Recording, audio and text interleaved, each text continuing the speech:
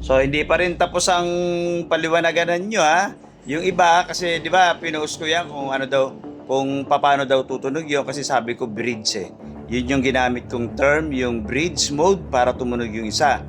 Okay, so sa post natin na yan may nagko-comment, hindi naman talaga pwedeng hindi naman pwedeng sabihin na bridge yan. Ang sabi, parallel yan. O, sabi naman ng isa, hindi pwedeng parallel yan. Ang tawag diyan series. So, di sige, series. Sabi ng iba, hindi pwedeng tawagin series yan. Ang tawag diyan link. O, di sige, pwedeng link. O, kung ano, ganito. Kung ano yung kontento kayong itawag, doon po kayo. Susuportahan ko kayo doon. Basta ang malaga, tumunog yan, dalawa na yan. So, ganito na lang para mas madaling, para mas maano kayo, maliwanagan na lang kayo. Ito, para tumunog yan, kasi pag may mga ganyang speaker kayo, ang tawag niya na speak on. So, meron niyang input galing sa main. Sabihin na natin na power amplifier or integrated, no? Kasi cable lang naman na pinagkakaiba. Tapos yung iba sa audio mixer, kagaya nung sa akin, no? Powered audio mixer. Pag tumutunog na to, i-link mo. Yan iluha, hindi nga pwedeng tawaging link. Ang tawag dyan, bridge. I-bridge mo. Yan iluha, ayaw namin, gusto namin hindi yung bridge. Ang tamang term dyan ay series. O sige i-series mo. Ay, sabi ng iba, hindi pwedeng i-series yan. Parallel mo. O di sige, parallel ninyo. Basta ang malaga tumunog. O gano'n na lang. O i-connect natin. O gano'n, ibig sabihin, o i-connect nyo papunta doon para tumunog. O kung may isa ka pa, tumunog doon. O bahala kayo kung ano yung gusto nyo itawag. Basta ang malaga, tumunog po yan, dalawa na yan. Kung nakamuno. No? Kung gusto niyo tumunog na dalawa at makokontrol niyo to, halimbawa, gusto niyo kontrolin to kasi kung nakakunik yan dalawa na yan, isang control lang yan. Isang channel lang yan. Kasi kapag nilakasan mo to, lalakas to kasi kumbaga sa ano, magkahawak kamay sila. Kung saan pupunta to, dahil magkahawak kamay silang dalawa, sasama to. O ganoon lang din yun. Bahala kayo kung anong gusto niyo itawag. No? Kasi milyon ang tao sa buong mundo. Billion pa nga. Kung sasama natin ang buong mundo talaga, billion. No? So may kanya-kanya silang term. May kanya-kanya silang tawag. O bahala kayo kung anong gusto niyo itawag. Sa malaga, tumunog yan. Dalawa na yan. O kung gusto niyo sumabay, ibig sabihin, kung gusto niyo tumunog na magkahiwalayan, right channel ng power amplifier or kung anong amplifier kayo meron, right channel or left channel, pwede yan. Gawin nyo left and right para makokontrol nyo yung hina nito, makokontrol nyo yung lakas nito. O pareho nyo makokontrol. Kasi kaya ko ginamitan ng term na bridge, no? Para mas madali pong maintindihan ng mga manonood. So kaya nga sabi ko, pag sinabing bridge, halimbawa, imagine niyo ito'y ilog. Ilog yan. Tapos sa kabilang banda ron, paano kayo tutulay? Di ba? Napapanood natin sa mga palabas na paano sila tutulay. Ang nilagyan nila ng hanging bridge. Para kasi gumagamit ako ng mga reference para mas madaling maintindihan, lalo na po yung mga baguhan, no? So kung ayaw niyo tawagin bridge, bahala kayo. So ako, tinawag kong bridge para mas maintindihan nila, no? Naglagay ako ng tulay doon. Ano yung tulay doon? Nilagyan ko ng cable wire, no? Yung ating cable wire o kung anong cable lang meron kayong gagamitin ninyo. Speak on ang dulo, output nito, ikinunik ko sa input.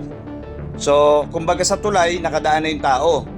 Tumawid na rin kasi nilagyan mo ng tulay. Kaya nga binanggit kong bridge na para tumulay doon. Yung tunog, para tumunog to.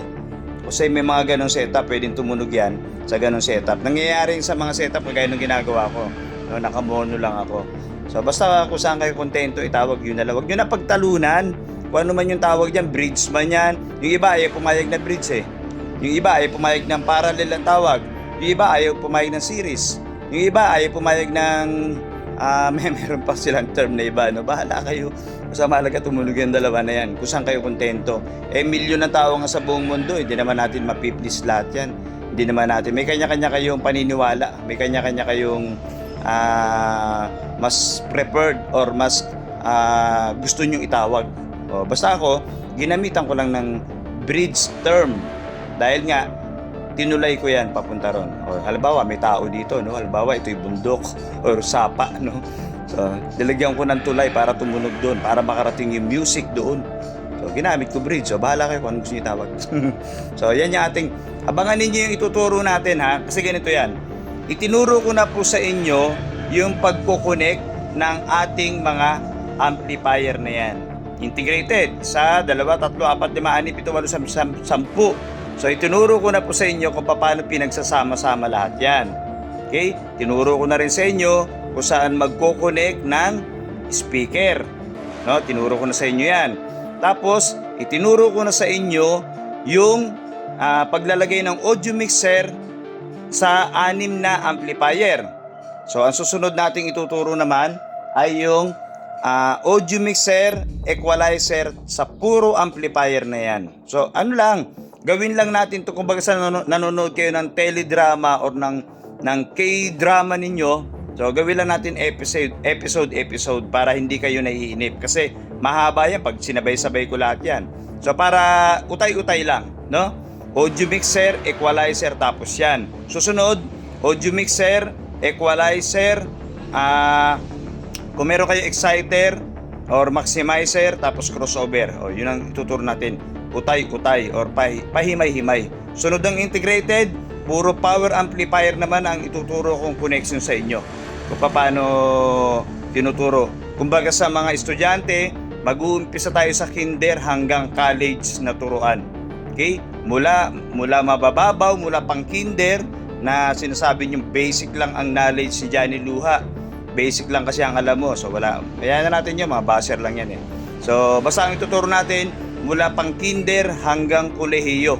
Hanggang matuto po kayo, hanggang magaya kayo dun sa tinuruan ko. No?